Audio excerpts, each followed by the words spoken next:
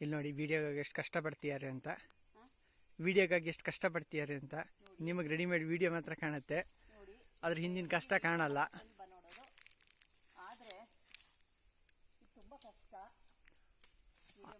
Already ವಿಡಿಯೋಗಾಗಿ ಮೊನ್ನೆ 10-15 ಸಾವಿರ ಹೆಚ್ಚು ಕಮ್ಮಿ ಇನ್ವೆಸ್ಟ್ ಮಾಡಿ ಬಂದಿದ್ದಾರೆ.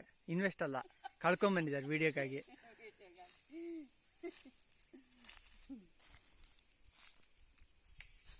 ಈ ಥರ ಡೆಡಿಕೇಶನ್ ಯುವಕರಲ್ಲಿ ಇರಬೇಕು.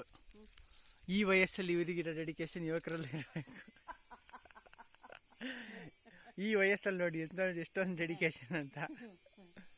ವಯಸ್ಸು ಕೇಳಲ್ಲ, ಕೈಯಲ್ಲಿ ದೋಟಿ ಬೇರೆ ಇದೆ ಅಂತ.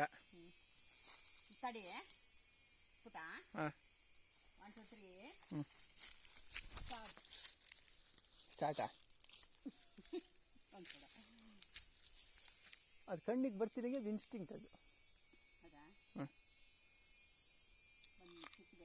ಹಾಂ ಸ್ಟಾರ್ಟ್ ಮಾಡಬೇಕಾ?